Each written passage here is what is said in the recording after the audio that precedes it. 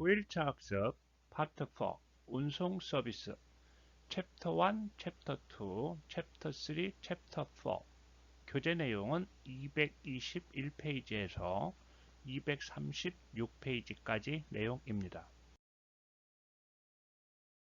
챕터 2 운수 종사자의 준수사항 및 운전 예절입니다. 교재는 221페이지입니다. 두 번째, 자동차의 장치 및 설비 등에 관한 준수사항입니다. 우선 노선버스에 대한 내용입니다. 첫 번째는 안전장치의 설치입니다.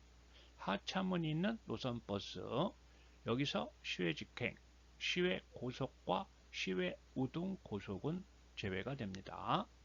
여객이 하차 시 하차문이 닫힘으로써 여객에게 상해를 줄 수 있는 경우에 하차문의 동작이 멈추거나 열리도록 하는 압력 감지기 또는 전자감응 장치를 설치하고, 하차문이 열려 있으면 가속 페달이 작동하지 않도록 하는 가속 페달 잠금 장치를 설치해야 합니다.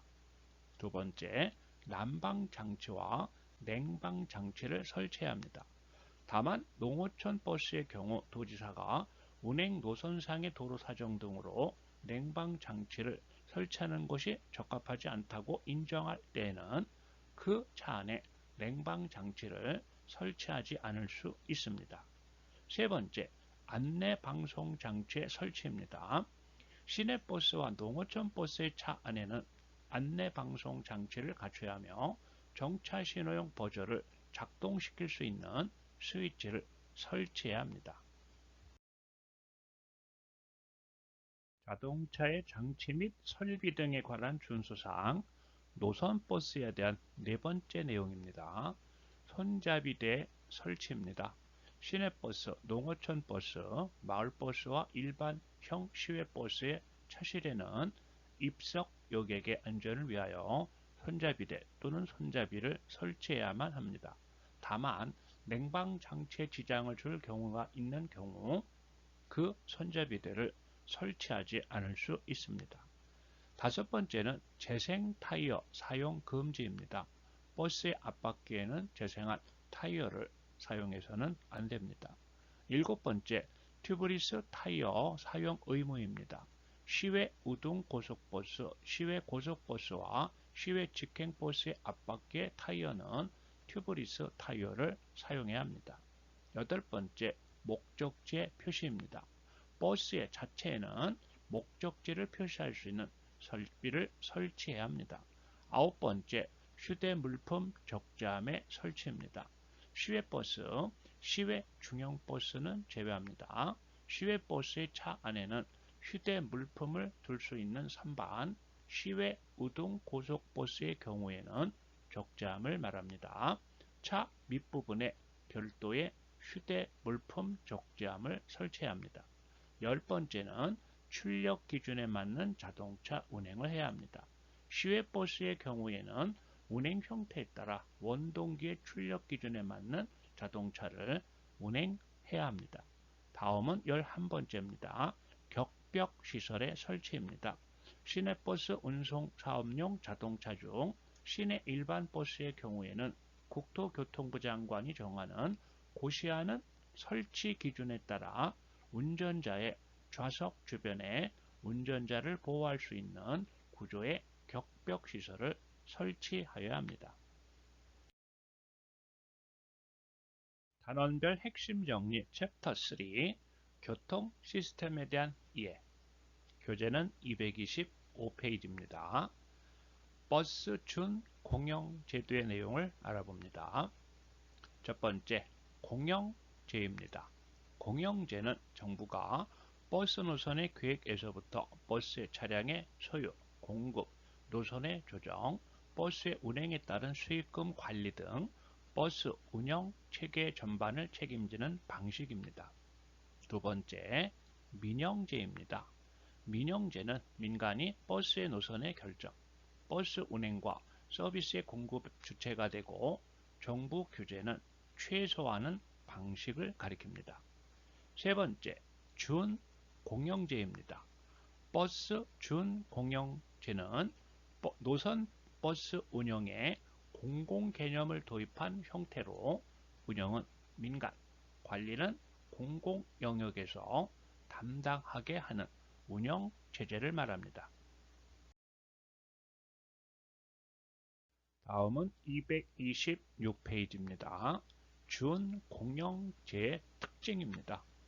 첫째는 버스의 소유, 운영은 각 버스 업체가 유지하도록 합니다.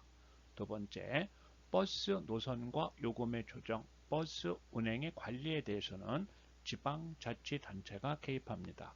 세 번째, 지방자치단체 판단에 의해 조정된 노선 및 요금으로 인해 발생된 운송수지 적자에 대해서는 지방자치단체가 보전을 합니다. 네 번째, 노선체계 효율적인 운영을 합니다. 다섯 번째는 표준 운송 원가를 통한 경영 효율을 도모합니다. 그리고 여섯 번째, 수준 높은 버스 서비스를 제공합니다. 다음은 두 번째, 버스 준공영제 유형에 대한 내용을 알아봅니다. 첫째는 형태에 의한 분류입니다. 노선 공동관령, 수익금 공동관령, 자동차 공동관령 등이 있습니다. 두 번째는 버스 업체 지원 형태에 의한 분류입니다. 첫째는 직접 지원형이 있습니다. 운영 비용이나 자본 비용을 보조하는 형태입니다. 두 번째는 간접 지원형입니다. 기반 시설이나 수요 증대를 지원하는 형태입니다. 교재는 227페이지입니다. 국내 버스 준공영제의 일반적 형태를 알아봅니다. 수익금 공동관리제를 바탕으로 표준 운송 원가 대비 운송 수익금 부족분을 지원하는 직접 지원형을 취하고 있습니다. 다음은 버스 요금 제도 내용입니다. 버스 요금 관할 관청의 내용으로 버스 운임의 기준, 요율 결정 및 신고에 관할 관청입니다. 먼저 노선 운송 사업입니다. 시내버스는 시도지사가 운임을 결정합니다. 광역급행형은 국토교통부 장관입니다. 그리고 신고는 시장 군수가 합니다. 농어촌 버스는 시도지사가 운임의 결정을 합니다. 그리고 신고는 시장 군수가 합니다. 시외버스입니다. 국토교통부 장관이 운임의 결정을 하고 신고는 시도지사가 합니다. 고속버스는 국토교통부 장관이 운임의 결정을 하고 신고는 시도지사가 합니다. 그리고 마을버스는 시장과 군수가 운임의 결정을 하고 신고는 시장 군수가 합니다. 두 번째, 구역 운송 사업입니다. 구분의 전세버스와 특수 여객에 해당이 되고 운임의 결정과 신고는 자율 요금이 되겠습니다. 다음은 버스 요금 체계 유형을 알아봅니다. 단일 운임제가 있고 구역 운임제와 거리 운임 요율제, 그리고 네 번째로 거리 체감제와 다섯 번째 자율 요금제 등이 있습니다. 먼저 첫 번째 단일 운임제입니다. 이용 거리와 관계없이 일정 요금을 부과하는 요금 체계입니다. 업종별 요금 체계는 시내, 농어촌 버스, 마을 버스가 해당이 됩니다. 특히 농어촌 버스는 시읍계 외 지역에서는 구역별, 구역제, 구간제, 거리 비례제가 해당이 됩니다. 다음은 두 번째 구역 운임 제도입니다. 운행 구간을 구역별로 요금을 설정하고 동일 구역 내에서는 균일하게 요율을 설정하는 요금 체계입니다. 세 번째, 거리 운임 요율제입니다. 거리 운임 요율에 운행 거리를 곱해 요금을 산정하는 요금 체계입니다. 업종별 요금 체계에 시외버스가 해당이 됩니다.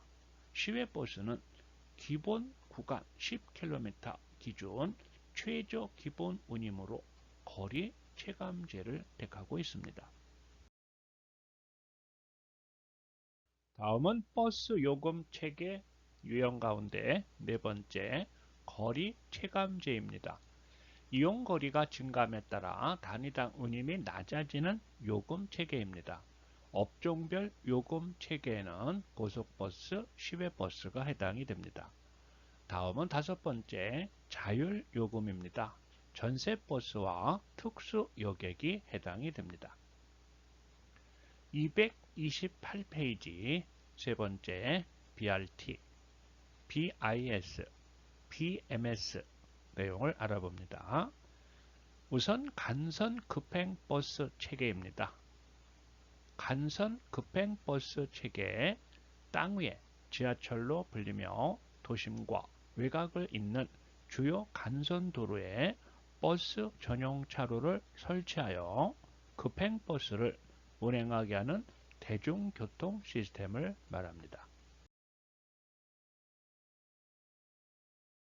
다음은 버스 정보 시스템 BIS와 버스 운행 관리 시스템 BMS의 내용을 알아봅니다. 첫 번째, 버스 정보 시스템 BIS입니다. 버스와 정류소에 무선 송수신기를 설치하여 버스의 위치를 실시간으로 파악하여 이용자에게 해당 노선 버스의 도착 예정 시간을 안내하고 인터넷 등을 통하여 운행 정보를 제공하는 시스템입니다. 두 번째, 버스 운행 관리 시스템 BMS는 차내 장치를 설치한 버스와 종합 사령실을 유무선 네트워크로 연결해 버스의 위치나 사고 정보 등을 버스 회사 운전자에게 실시간으로 보내주는 시스템을 가리킵니다. 버스 정보 시스템과 버스 운행 관리 시스템 두 내용을 비교해 봅니다. 우선 정의 내용은 BIS는 이용자에게 버스 운행 상황 정보를 제공합니다. 그리고 BMS는 버스 운행 상황 관제 내용입니다. 다음 제공 매체는 BIS는 정류소 설치 안내기 그리고 모바일 등이며 BMS는 상황판, 차량 단말기가 됩니다. 정보 대상은 BIS는 버스 이용 승객이 되겠고 BMS는 버스 운전자, 버스 회사, 시군이 됩니다. 그리고 기대 효과에 BIS는 버스 이용 승객에게 편의를 제공하고 BMS는 배차 관리, 안전 운행, 정시성 확보 등입니다. 다음은 데이터입니다. BIS는 정류소 출발, 도착 데이터를 확인할 수 있고 BMS는 일정 주기 데이터, 운행 기록 데이터를 확인할 수 있습니다.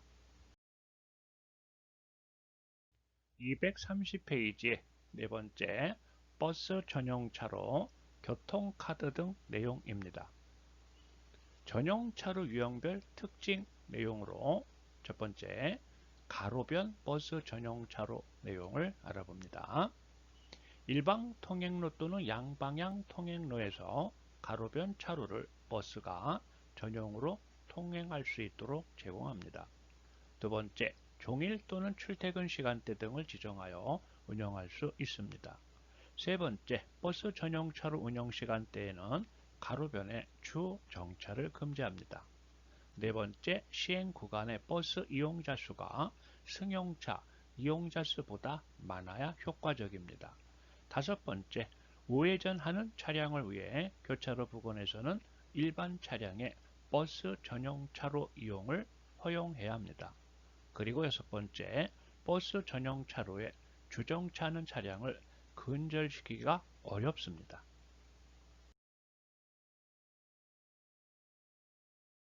다음은 가로변 버스 전용 차로의 장점 내용을 알아봅니다.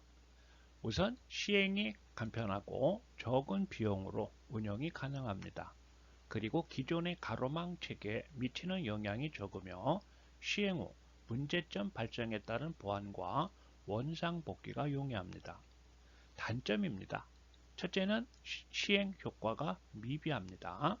그리고 가로변 상업 활동과 상충될 수 있으며 전용 차로 위반 차량이 많이 발생할 수도 있습니다. 또한 우회전하는 차량과 충돌할 위험이 존재합니다. 다음은 두 번째, 역류버스 전용 차로의 내용을 알아봅니다. 첫째는 일방 통행로에서 차량이 진행하는 반대 방향으로 한두 개 차로를 버스 전용 차로로 제공하는 것을 말합니다. 일방 통행로에서 양방향으로 대중교통 서비스를 유지하기 위한 방법입니다.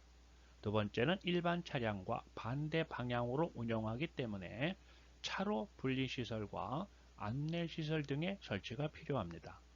그리고 세 번째, 가로변 버스 전용 차로에 비해 시행 비용이 많이 소요될 수 있습니다. 네 번째는 일방 통행로의 대중교통 수요 등으로 인해 버스 노선이 필요한 경우에 설치가 될 수 있습니다. 그리고 다섯 번째, 시행 준비가 까다롭고 투자 비용이 많이 소요될 수 있습니다. 역류버스 전용 차로의 장점과 단점 내용입니다. 우선 장점입니다. 대중교통 서비스를 제공하면서 가로변에 설치된 일방 통행의 장점을 유지할 수 있습니다. 그리고 대중교통의 정시성이 제고됩니다. 그러나 단점은 보행자 사고가 증가할 수 있으며 잘못 진입한 차량으로 인해 교통 혼잡이 발생할 수도 있습니다. 다음은 231페이지 중앙버스 전용 차로의 내용입니다. 첫째는 도로 중앙의 버스만 이용할 수 있는 전용 차로를 지정하여 버스를 다른 차량과 분리할 수 있습니다.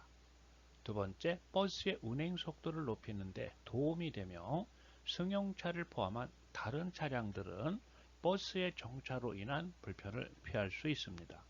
세 번째, 버스의 잦은 정류소의 정차와 갑작스런 차로 변경은 다른 차량의 교통 흐름을 단절시키거나 사고 위험을 초래할 수 있습니다. 네 번째, 일반 차량의 중앙 버스 전용차로 이용과 주 정차를 막을 수 있어 차량의 운행 속도 향상이 나타나게 됩니다. 다섯 번째, 안전시설이 필요하기 때문에 설치 비용이 많이 소요되는 단점이 있습니다. 여섯 번째, 차로 수가 많을수록 중앙버스 전용 차로 도입이 용이합니다. 그리고 일곱 번째, 만성적인 교통 혼잡 발생 구간 또는 좌회전하는 대중교통 버스 노선이 많은 지점에 설치하면 효과가 큽니다. 그리고 장점입니다. 첫째는 일반 차량과의 마찰을 최소화할 수 있습니다. 그리고 교통 정체가 심한 구간에서 더욱 효과적입니다. 중앙버스 전용 차로 장점의 세 번째입니다. 버스 전용 차로가 시작하는 구간에서는 일반 차량의 직진 차로수의 감소에 따른 교통 혼잡이 발생할 수 있습니다. 그리고 네 번째, 대중교통의 통행 속도 제고와 정시성 확보가 가능합니다. 다섯 번째, 대중교통 이용자의 증가를 도모할 수 있고 가로변 상업 활동이 보장될 수 있습니다. 그 다음에 단점이 되겠습니다. 첫 번째는 도로 중앙에 설치된 버스 정류소로 인해 무단 횡단 등 안전 문제가 발생하고 보행자의 접근 거리가 길어지게 됩니다. 두 번째는 안전시설의 설치 및 유지로 인한 비용이 소요될 수 있습니다. 세 번째, 전용 차로에서 우회전하는 버스와 일반 차로에서 좌회전하는 차량에 대한 체계적인 관리가 필요합니다. 그리고 네 번째, 일반 차로의 통행량이 다른 전용 차로에 비해 많이 감소가 됩니다. 다섯 번째, 차로가 시작하는 구간과 끝나는 구간에서 일반 차량과 버스 간 충돌 위험이 있습니다. 그 다음에 여섯 번째, 좌회전하는 일반 차량과 직진하는 버스 간의 충돌 위험 발생할 수도 있습니다. 다음은 세 번째, 고속도로 버스 전용 차로제에 대한 내용입니다. 먼저 시행 구간입니다. 평일에는 경부고속도로 오산 인터체인지에서 한남대교 남단까지입니다. 토요일, 공휴일, 연휴 등은 경부고속도로 신탄진 인터체인지에서 한남대교 남단까지가 됩니다. 양재 인터체인지에서 한남대교 남단은 서울특별시 관리 구간입니다. 다음은 시행 시간입니다. 평일하고 토요일, 공휴일의 경우는 서울, 부산 양방향 07시부터 21시까지가 됩니다. 그리고 설날, 추석 연휴와 연휴 전날은 서울, 부산 양방향 07시부터 다음날 01시까지 해당이 됩니다. 다음은 통행 가능 차량입니다. 9인승 이상 승용 자동차와 승합 자동차가 가능합니다. 승용 자동차 또는 10인승 이하의 승합 자동차는 6인 이상이 승차한 경우에 한합니다. 단원별 핵심 정리 챕터 4 응급조치 방법 등 내용입니다. 교재는 234페이지입니다. 첫째는 운전자 상식, 교통 관련 용어 정리입니다. 우선 교통사고 조사 규칙의 대형 사고를 알아봅니다. 첫째는 3명 이상이 사망, 교통사고 발생일로부터 30일 이내 사망에 해당이 됩니다. 두 번째는 20명 이상의 사상자가 발생한 사고입니다. 다음은 여객자동차 운수사업법의 중대한 교통사고 내용입니다. 첫째는 전복사고입니다. 두 번째는 화재가 발생한 사고입니다. 세 번째는 사망자 2명 이상 발생한 사고이고, 네 번째 사망자 1명과 중상자 3명 이상이 발생한 사고가 됩니다. 그리고 다섯 번째 중상자 6명 이상이 발생한 사고입니다. 다음은 세 번째, 자동차 및 자동차 부품의 성능과 기준에 관한 규칙에 따른 자동차와 관련된 용어 내용입니다.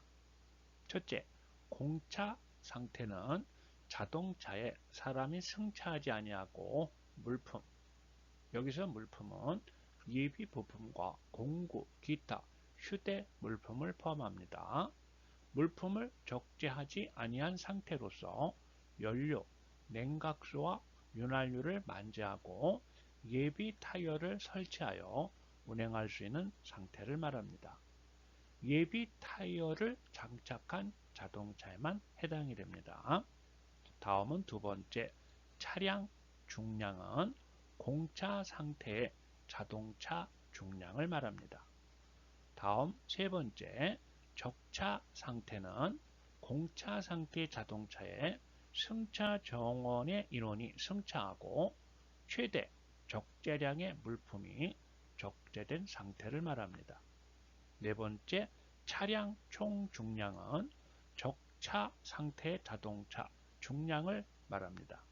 다섯 번째, 승차 정원은 자동차에 승차할 수 있도록 허용된 최대 인원을 말합니다.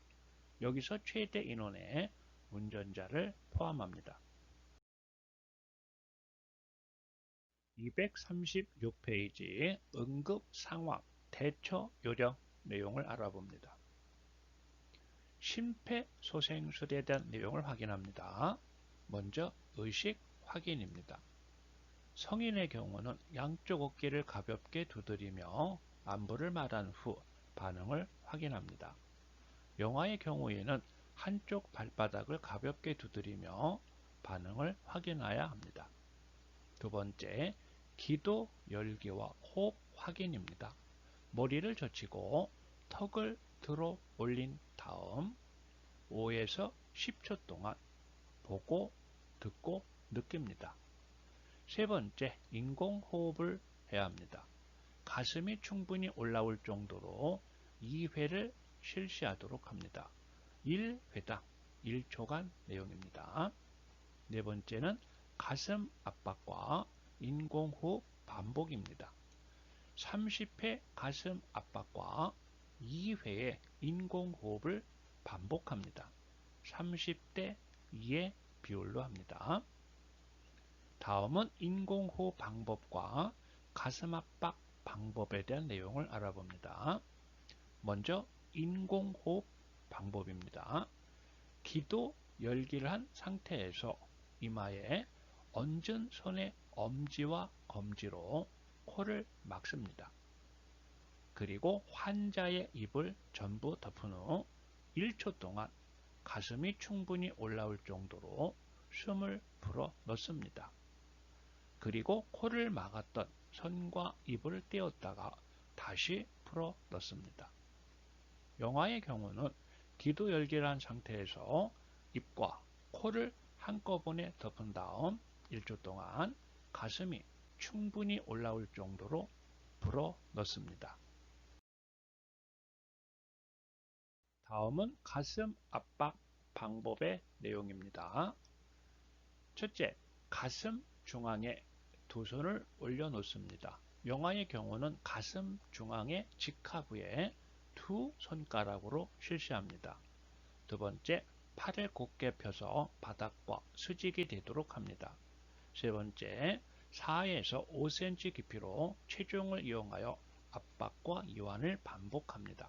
영아의 경우에는 가슴 두께의 3분의 1에서 2분의 1 깊이로 압박과 이완을 반복합니다. 네 번째, 분당 100회 속도로 강하고 빠르게 압박을 합니다. 가슴 압박 30대, 인공호흡 2의 비율로 합니다. 참고로 소아의 가슴 압박은 가급적 한 손으로 실시하고 소아의 가슴 압박 깊이는 영아에 준하여 실시합니다.